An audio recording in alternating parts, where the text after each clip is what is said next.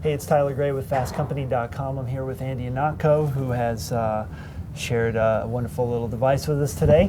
And we thought we'd post it to you guys at Twitter at Fast Company and ask you what you would like to do with an iPad when you first got your hands on one.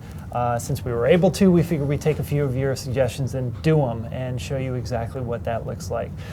So without further ado, sorry we did that a little secretly for you, but but we couldn't be entirely sure we were going to get our hands on this thing. So now that we have, let's run through some of the things that you wanted to see.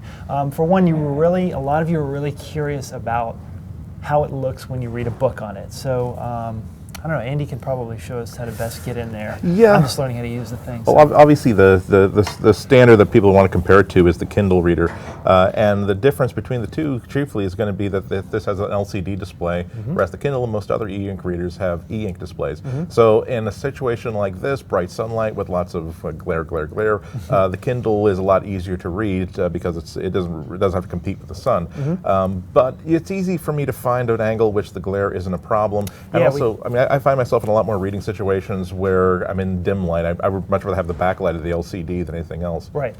And we talked about this before we started rolling, is that somebody asked, what's it like to take it outside and read this thing, in the sunlight. And so you're saying that your experience over the last week is you've been able to read just fine outside. You just sort of had to find kind of the right angle, or it wasn't so much that. Which was? It's much more of a case of avoiding that one bad angle, but that is going to be a problem that a lot of people are going to face. I think that the companies that make nice anti-glare stickers for this are going to have a very good spring. Yeah. Because a lot of people are going to want to buy those. Sure, I'm sure you can go down the street here in New York City and grab one of those in the coming week. Yeah, at Canal Street.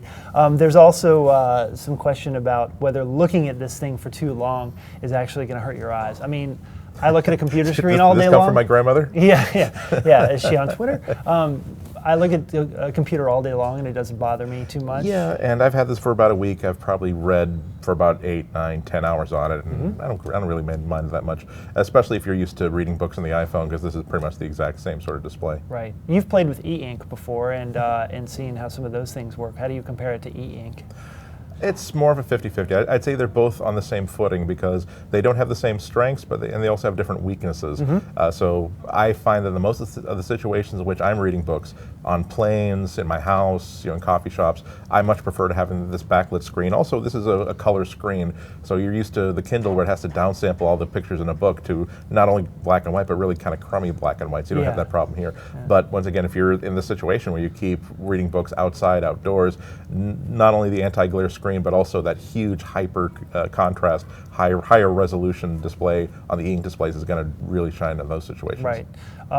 If maybe we just flip through a few pages, sort of see how that does. I mean, you're touching the corner of the bottom of the screen, but you can also write. Right.